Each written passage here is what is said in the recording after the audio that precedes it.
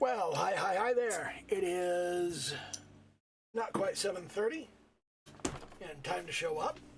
I'm showing up. I'm glad you showed up. I appreciate every single one of you. Do the little YouTube dance, like, comment, subscribe, all that happy horse shit, and let's shit in the box.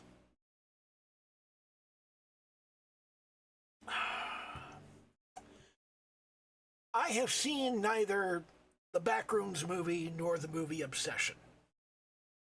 But everybody on my timeline is talking about them. Everybody in my YouTube recommendations is talking about them. Kane Parsons' Backrooms videos are all over my feed all the time. So, of course, I've been rewatching them, and seriously, Pitfalls is the best one. I'm biased. That was the first one I ever saw.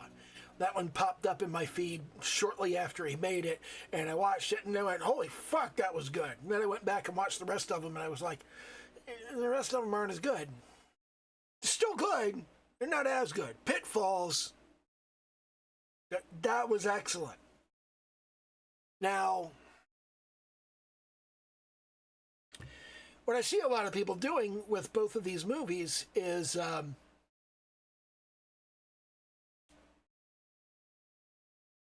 basically trying to latch onto them and say something profound and meaningful. They usually don't have anything profound and meaningful to say. They just mostly want to, number one, shit on Hollywood establishment and say, look, this proves that Hollywood doesn't know what they're doing. Most people don't know what they're doing. It's not news. And the other thing that they try to do is they try to go, there's hidden meaning in here that you're missing. Here are things you didn't notice in this movie. Here are things you didn't know about this movie. Here's the secret that you missed.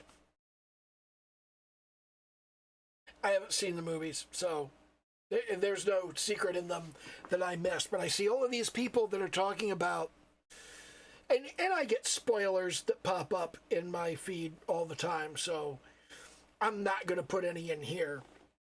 I just see people talk about what happened in the movies and say, because this happened, well, that means this thing and this thing and this thing, and they're trying to put all of the pieces together, and I just sit here and go, can you let a movie be a movie?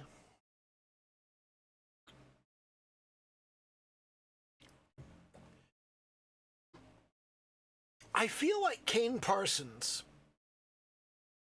in directing the Backrooms movie, had a larger story to tell than he has room in one movie to tell.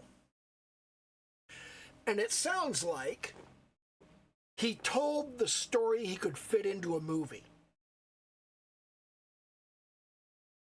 And to all appearances, again, I have not seen the movie.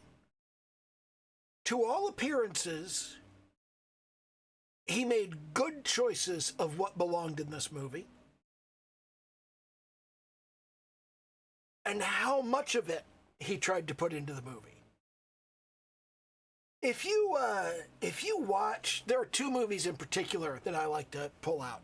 One of them is Rob Zombie's House of a Thousand Corpses. And the other is John Leguizamo's The Pest.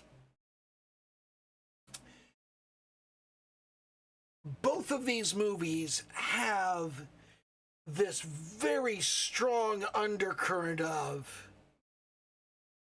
nobody's going to like this movie. They're never going to let us make another movie again. So if we want to make a movie that has a thing in it, that thing has to go in this movie. It's got to go in this movie. There's not going to be another chance. We're not going to get to do another movie.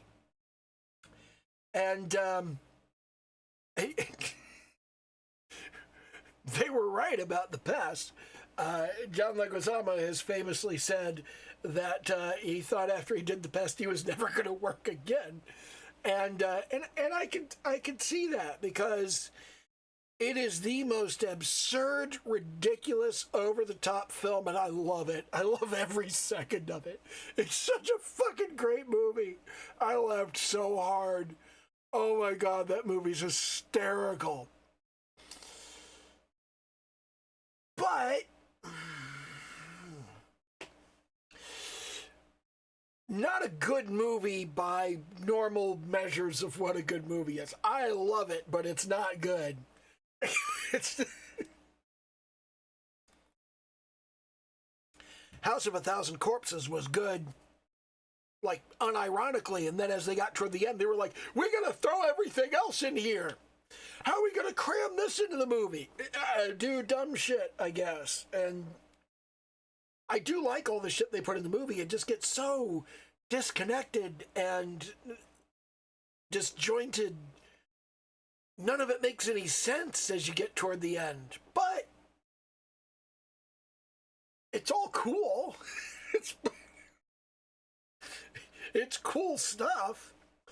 And from what I've heard, Kane Parsons didn't do that in his movie.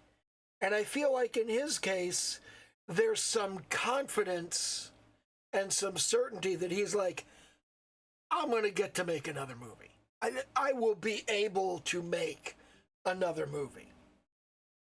And I think he fundamentally understands how any kind of independent, isolated business works.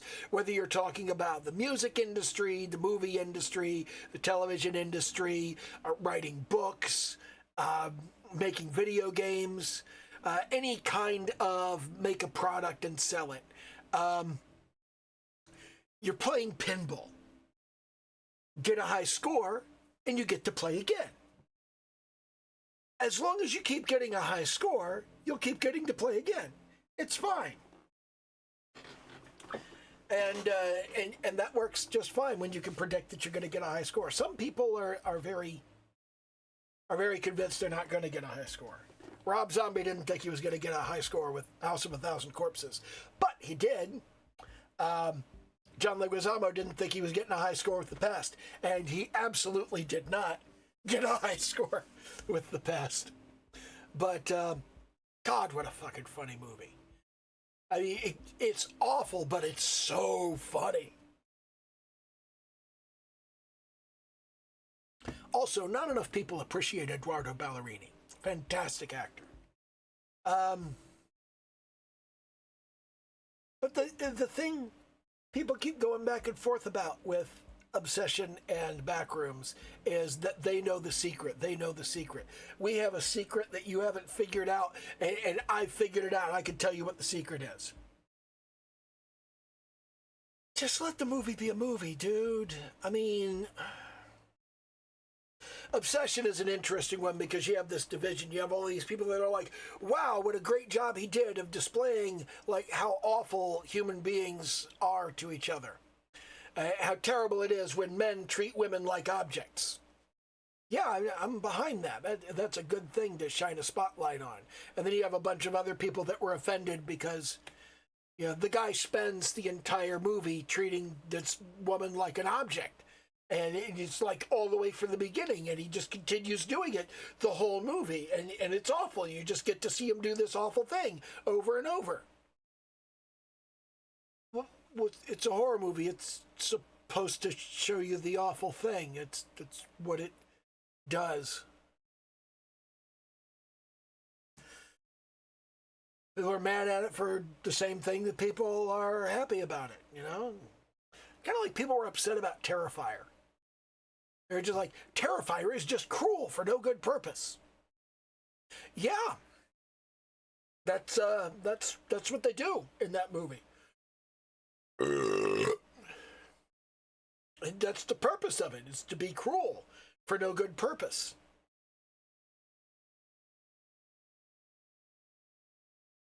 I really like, and also really hate, how in the Terrifier movies, there's a lot of shit.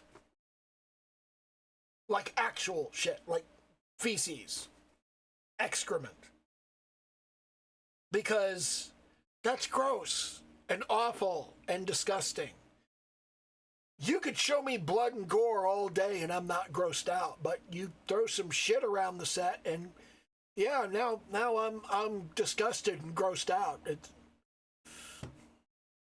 And I really love that they do that because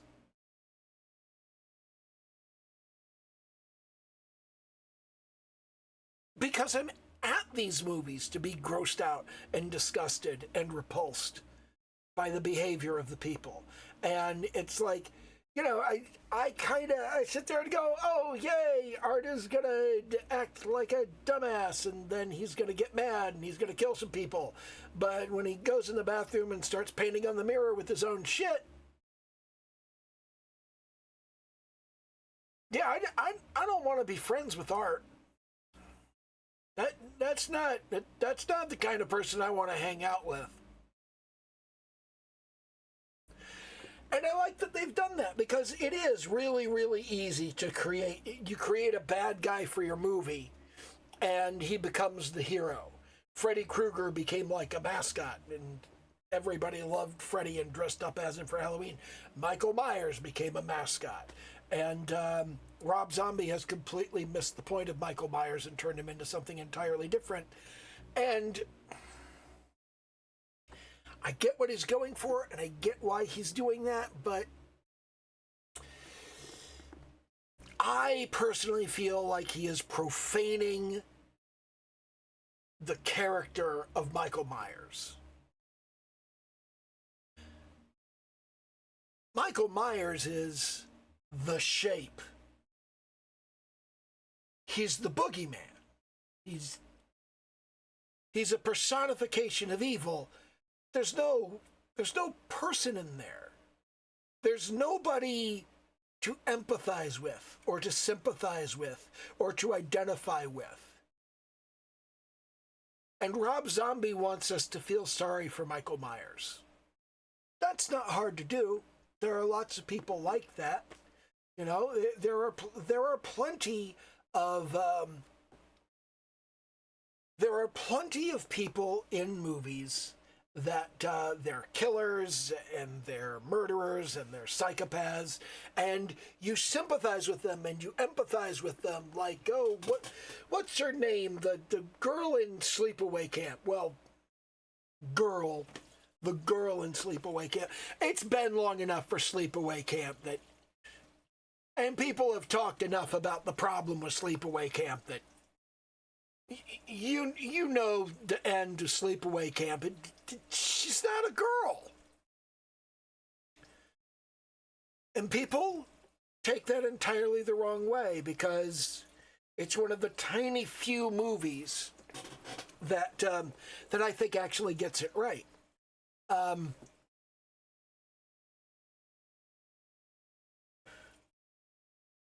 Angela was her name, wasn't it? It was Angela. Angela didn't want to be a girl. Angela was a little boy who had a sister, and his sister died, and his mother said, your sister didn't die, you died. Now you're your sister. And dressed him up as a little girl and raised him and called him Angela and made him pretend he was his sister so she wouldn't be dead. Instead, he would be dead. That is fucked up in 1,000 different ways. And that would drive anybody fucking nuts.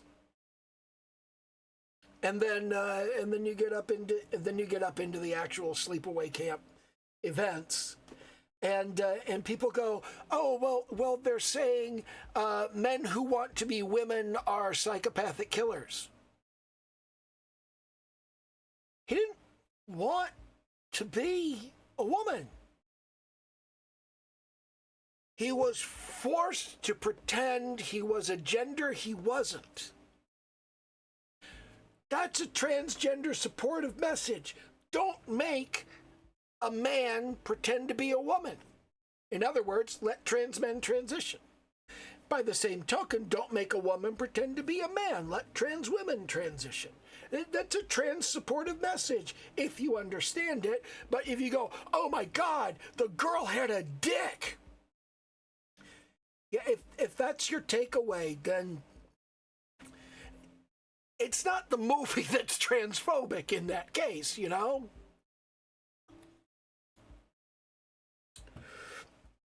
But it's, you can empathize with Angela. You go, oh my God, and you empathize with her the whole way through. Well, with him, you empathize with the killer all the way through the movie, and then you find out that's the killer, and you're like, oh my God, that's the killer, and oh my God, it's a guy, and the whole time that you're empathizing with them, it's because their life is shit. They're still a human being, and they're still being mistreated as a human being by everyone. And then you find out the depths of the mistreatment, and you go, oh man, oh yeah, that would drive anyone crazy. There are plenty of people that you can empathize with and sympathize with in horror films. Michael Myers was not supposed to be one of them. That was one of the things that Donald Pleasance was trying to get across in his role as Loomis was there is nothing to empathize with. There is no humanity in him. There is no soul in that body. It's just pure evil. And everybody wants Dr. Loomis to be like wrong. But he wasn't.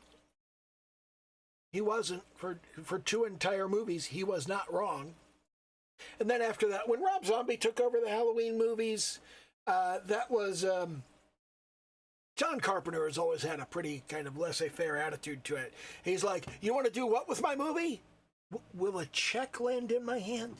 If a check lands here, yeah, do whatever the fuck you want. I don't care. I don't give a shit. And I think that's a healthy attitude to have. I really do. And it also does wonders for your pocketbook. But I feel like the direction Rob Zombie took the Halloween movies was just not very good. From what I know about Obsession, it sounds like, what's his name? I don't remember the name of the director. I was just seeing something about him on my YouTube recommendations. And I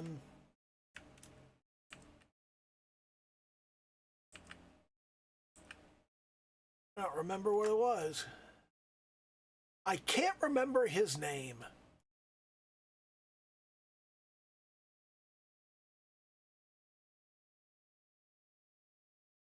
But yeah, the guy who directed that, it sounds like he did a good job of getting his point across. And Kane Parsons doing the Backrooms, it sounds like he did a good job getting his point across. But everybody wants a different point. And the thing that really gets me is the number of people that are going, well, this demonstrates what you need to do to get people into theaters.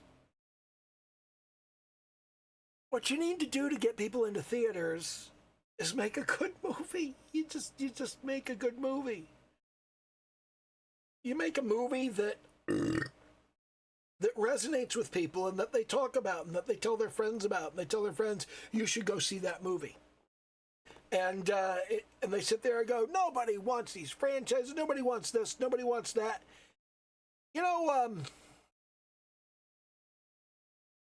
Mad Max Fury Road was one of those movies. And that was like 10 years ago, I know. But that was an established property and a sequel that nobody asked for. But more than anything else, it was a good fucking movie. That was the important thing, was it was a good movie. You just make a good movie. The people go, oh man, that movie was so good. Make a movie that people quote, you know? And the way you make a movie people quote is to write dialogue that has a lot of quotable lines in it, because you never know what people are going to grab and go out and quote. You never know. If you try to make a catchphrase or a tagline for a character in your movie, you're going to fuck it up. And everybody's going to know you're trying, because you're going to lean too heavily on it. You see that line I just... And nobody will use your line because they'll think you're a fucking dork. But that's really what it is. You need to make a movie that people are going to talk about, and that just means make a good movie. Just make a good fucking movie. That's all there is to it. Everybody's talking about the formula, and they're like, the formula is you got to do this and that. I saw this news story, and it's like, Hollywood execs are searching Reddit for the next Backrooms. You fucking idiots. The Backrooms were from 4chan. You're not even looking in the right place. You're looking at the wrong people. On top of which, the 4chan that spawned Backrooms is not the 4chan of today. And the Reddit that could have spawned Backrooms, or just the Reddit that went crazy for Backrooms and talked about it all the time, that's not the same Reddit we have today. The same man cannot stand in the same river twice, because he is no longer the same man, it is no longer the same river.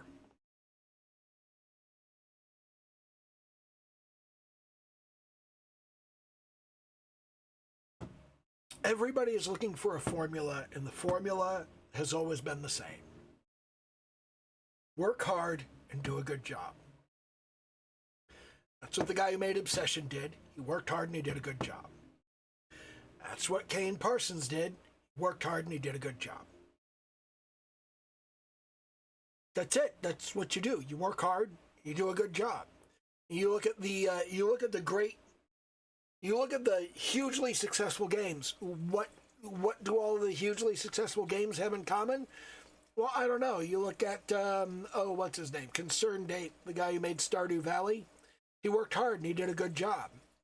You look at the Italian team that made Vampire Survivors. They worked hard, they did a good job.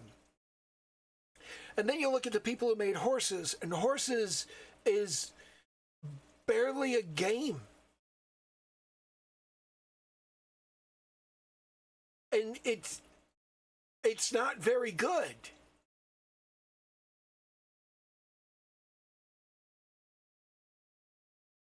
And they're complaining, they're going, why was it banned off of? Because you have barely censored sex. That's why, okay? You've got women bent over and men thrusting against them, and you've got a little pixelated area around the focus of action. And that's too much for these platforms, and they don't want that. You've got all of these guys that are standing around with a pixelated circle around their junk. You can still see their junk. You can still see it moving around. They move and it wiggles, and you can see the motion of it through the pixelation. The pixelation isn't that obfuscatory. That could be shocking to the kind of sensibilities that don't want to see boobies in a game. And it just seemed gratuitous. Like, you didn't need to have that. You didn't need to show that. So why did you? Just to show it. It wasn't that narratively important. And there's too much of it. Now, I do think the team that made Horses did a good job making a game and finishing it and putting it out there. I do not think it was worth what I paid for it. I don't remember what I paid for it, but I remember thinking it was excessive.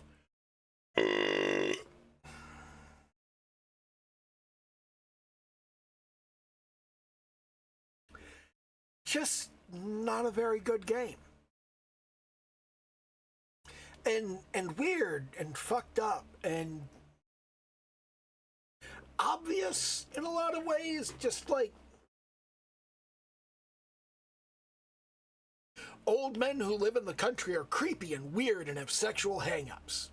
And the church is also creepy and weird and has sexual hang-ups.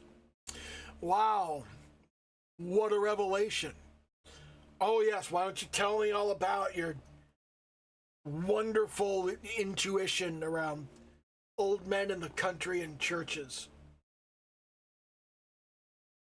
The game was creepy and unsettling, and I do think they did a very good job. I think making it black and white was a good idea. I think making it the type of game that it was a good idea. I especially like the ability to have English subtitles with the Italian audio.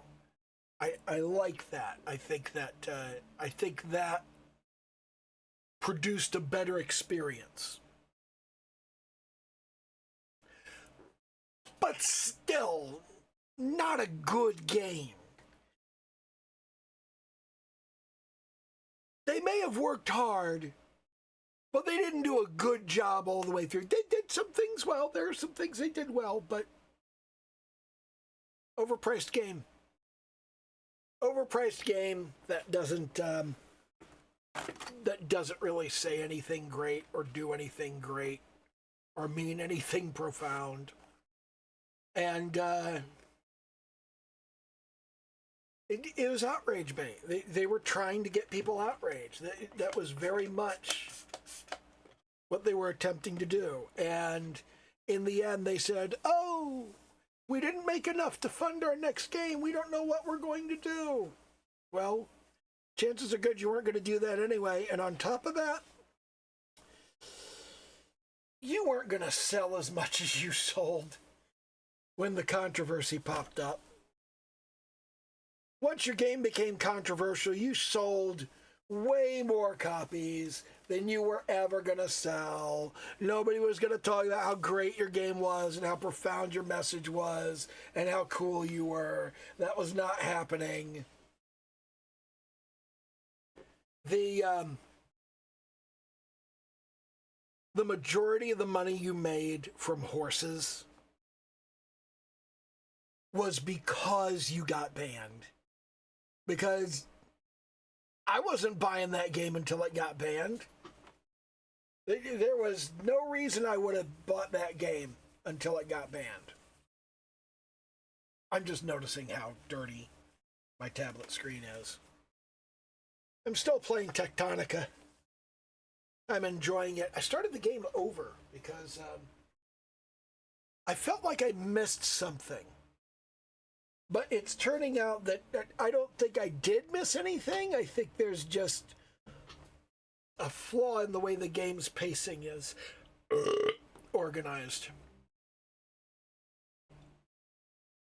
I don't know. We'll see.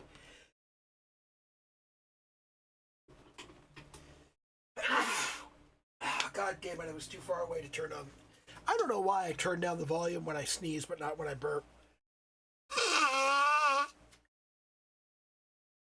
I guess it's because I think burps are funny, but if I hear somebody sneeze, I don't much care for it. Also, the sneezes are really loud.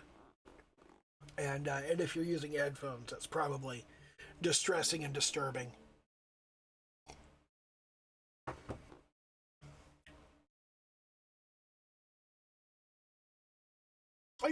I really do just think the major thing you should be concentrating on is work hard and do a good job. That's it. That's all. Just whatever it is you're doing, work hard and do a good job. And if it doesn't do well, it's probably just because you worked hard and did a good job on the wrong thing. Try another thing.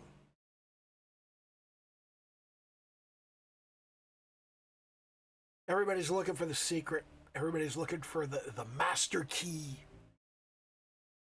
How do I make a lot of money with not a lot of work? And how do I do it fast? You don't. That's not how it works. That's never how it works.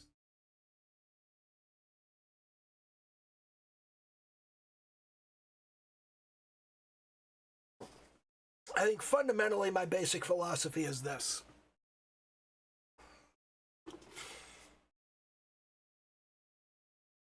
if you want to get a result, you must do something that might get the result. Like, if you want to sell 1 million copies of a game, you have to start by building a game that might sell 1 million copies. I don't think any of the games I'm planning or developing are likely to sell more than 10,000 copies at the outside. I just don't think that's in the cards for them. Okay? So it's like,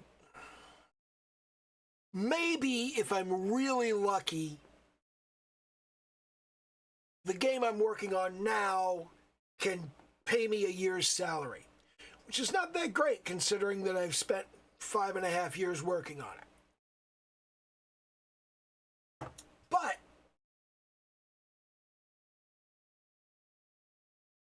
one of the focuses that I have, one of the foci, plural of focus is foci,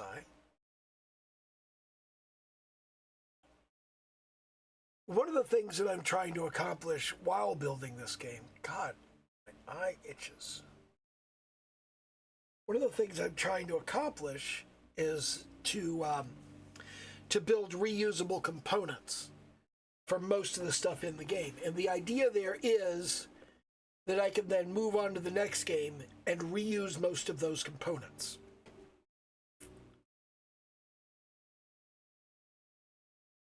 And because I can reuse the components, I don't have to build them again. Which means the next game can come out a lot faster, at the expense of this one coming out a whole lot slower, because I've got to design with the thought process of I would like not to have to build everything from scratch in the next one.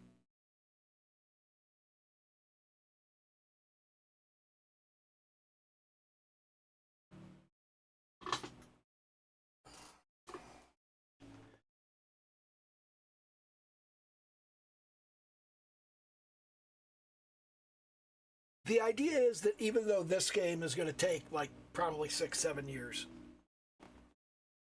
I don't pretend that it's going to just suddenly be done in a couple of months once I actually break my little mental tantrum about learning GD script and building the menus.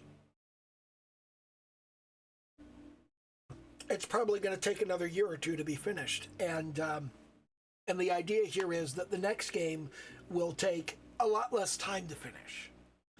And the one after that will take even less time. And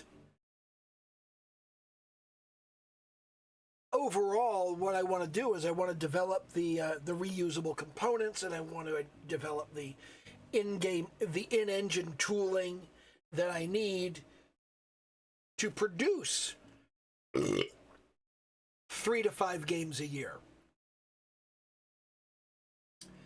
And if I produce 3 to 5 games a year, then they don't have to do that great to make a fair bit of money. And you could sell them in bundles, and you could sell them on sale, and all kinds of stuff like that. There are all kinds of options you get.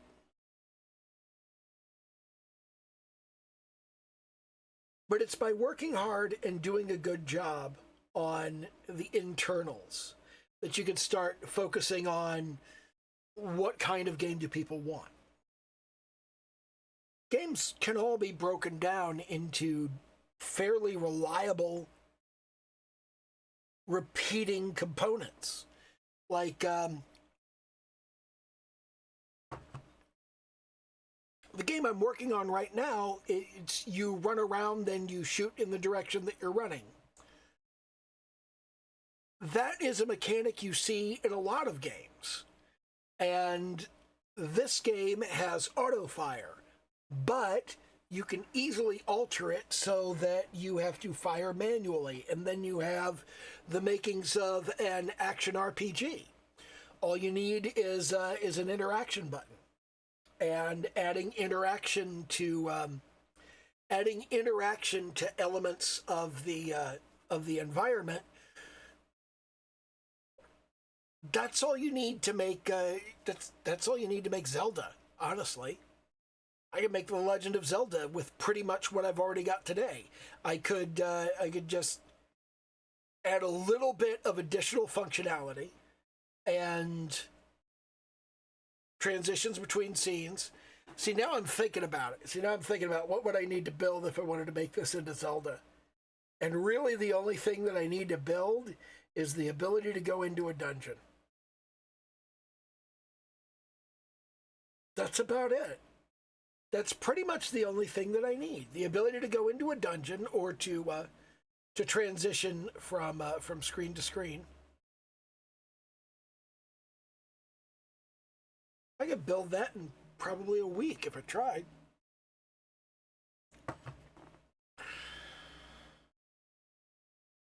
But wanting it to be something that you can reuse in future games, that's a different matter entirely.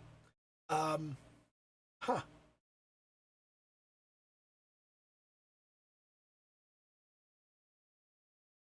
I wonder.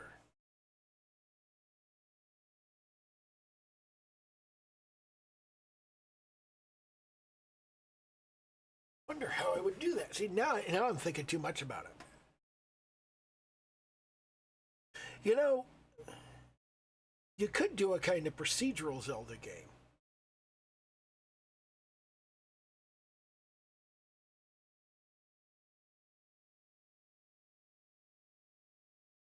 Huh.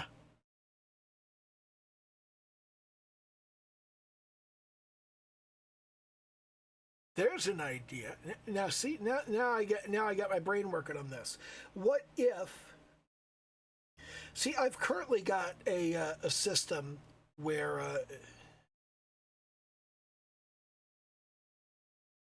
I have currently got a system where as you move from one screen to another, the world wraps around. But what if instead of wrapping around across, right now it's just 4 quadrants. Instead of wrapping across 4 quadrants, what if I had like 4 billion on a side? And each of them was procedurally generated.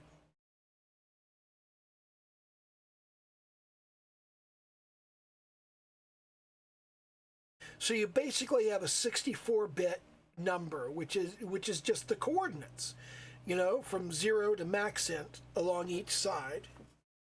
And you have a 64-bit coordinate, and you just use that as the seed for a procedural generator that produces a result, a deterministic result.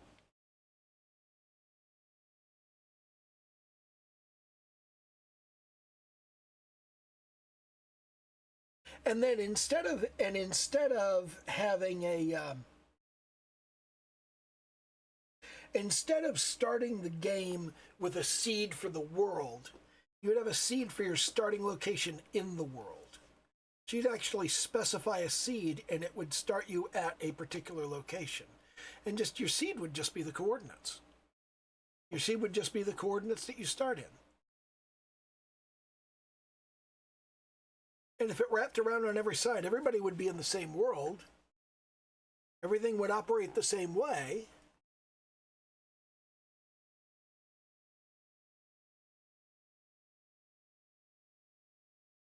And then you could have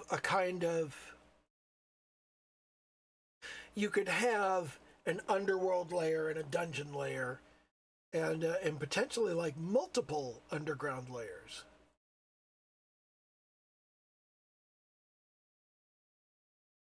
Huh.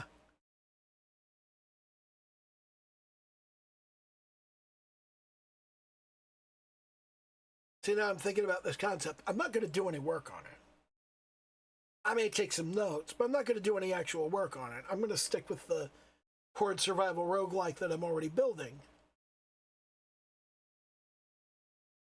But I have already got almost all of the systems I need for an action RPG like Zelda. There's not a lot more than I need for it. And I could make that a unique and different kind of game, kind of like top-down 2D Minecraft. That'll be interesting.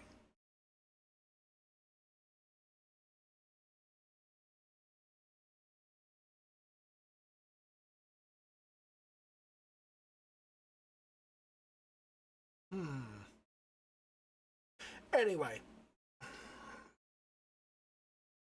I'm out of coffee and I'm out of beer, and it's been 40 minutes. So do a little YouTube dance, like, comment, subscribe, all that happy horse shit. And okay, bye.